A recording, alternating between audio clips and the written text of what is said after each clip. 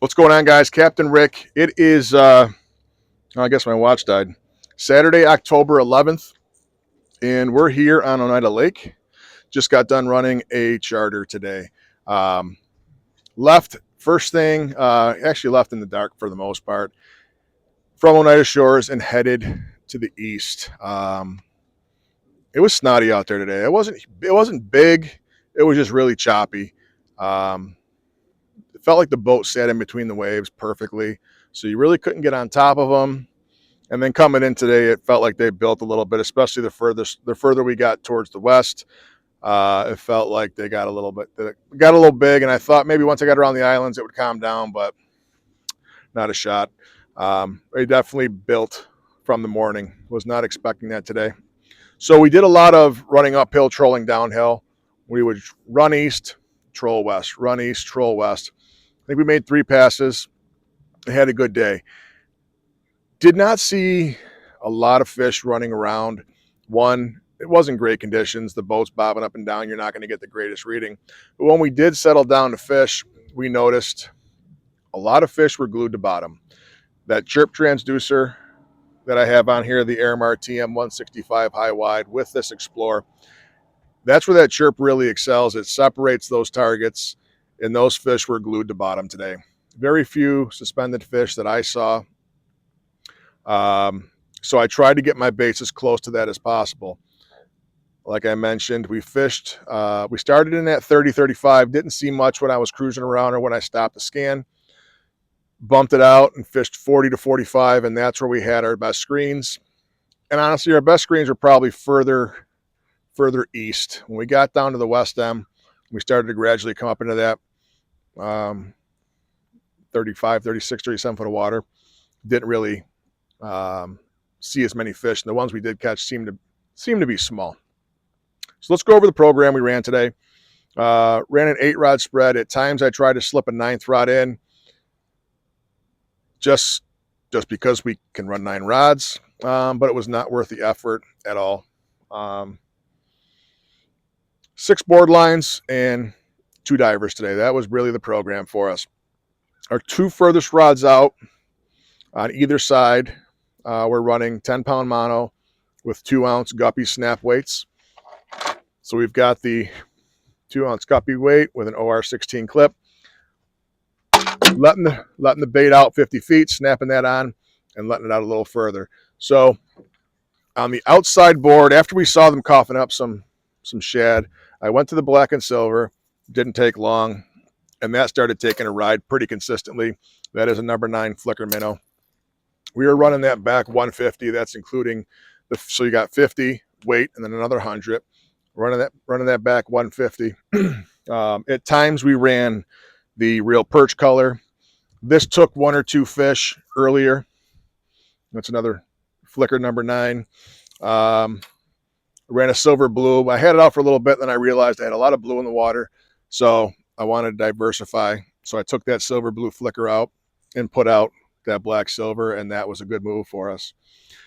Middle rod on either side, we were running Bay Rat short deep. So this is the Blue Tiger. That took a handful of fish with 2 ounces of weight. We were running that anywhere back from 125 to 140 with that weight. On the other side, we ran the Blue Coral this weekend. This is a sneaky good color if you are fishing kings. If you can find baits that color, and you're pulling sticks for kings in the springs, that's a really good spring king bait. And then closest rod, utilizing an inline board and a 3-ounce guppy, which I call him, nickname the meatball.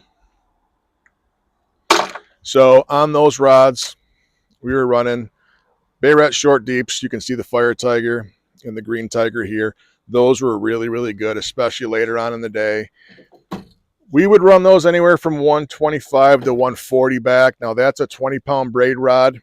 I'm assuming it's running a little bit deeper than the mono, just outside of it. At least I'm not catching it with the mono when I'm coming across, so it's a good indication that I am running it a little bit deeper. And then lastly, today we had a really good diver bite compared to what we've had in the past couple of weeks here. Given the weather conditions, I knew I was going to probably pull my baits a little bit faster just to keep better boat control. Most of the day, utilizing my Minn Kota, fishing downhill, I can set the cruise control so I can have it keep me at whatever speed I want. I targeted that 1.8 most of the day. Sometimes I would slow down to 1.7. Never fished less than 1.7 today. At those speeds, I can pull spoons and they'll still flip, or they'll still have some action. Went with the small bay rats today. Both of these took plenty of fish.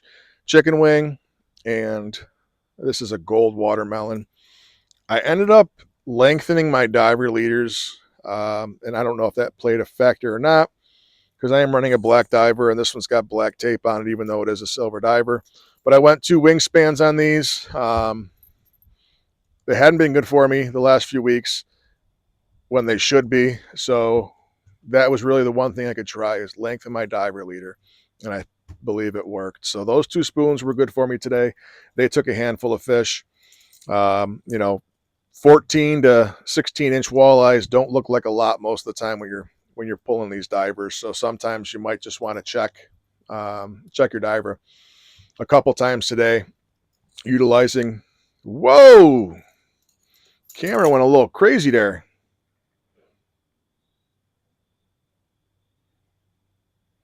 All right, let's see if it doesn't do that again.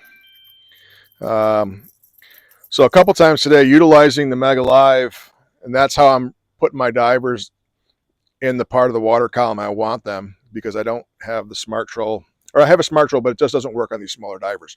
So pointing my Mega Live at my divers, I can see where they are in the water column. A few times today, you could see fish dragging behind the divers. So every once in a while, I'd scan to see if there was anything hanging on these divers. So a really good use for the Mega Live 2 is if you are diver fishing. It's very, very nice to be able to see where those are in the water column. That was our program today. Customers went home with a nice bag of fish. Biggest today was 23 inches. We did keep a couple of 15 inchers, and everything else was probably in that, a lot of 16, 17 inch fish for the most part. A lot of fish over deep water still. Did not see enough in that 30 foot of water to keep me interested, or maybe even sneak in a little shallower. So we're just going to continue out in this deep water until the temps start dropping. Water temps out there were about 63 degrees on the surface. So it really hasn't dropped much in 2 weeks. I think we had 69 2 weeks ago. We're down to 63. So it's not really dropping too much. So there's no reason for those fish to leave. They're coughing up bait. So obviously there's food around. So until these lake temperatures really start to drop, probably not going to head into the shallows anytime soon. But that's it for today, guys. Met a gentleman at the lunch today who watched these reports. I hope you smashed them today, and I hope you didn't get beat up too bad by the weather out there. Thank everybody for watching. And there goes the camera again. All right. Let's see if we can flip this back and do an outro. But thanks for watching, guys. We're gonna be back next week. We're fishing both days next week, and I got some clowns some charter customers coming up next week that fish with me all the time. Looking forward to that. So stay tuned, guys. We'll have 2 reports next week, and hopefully we slay. So take it easy, guys.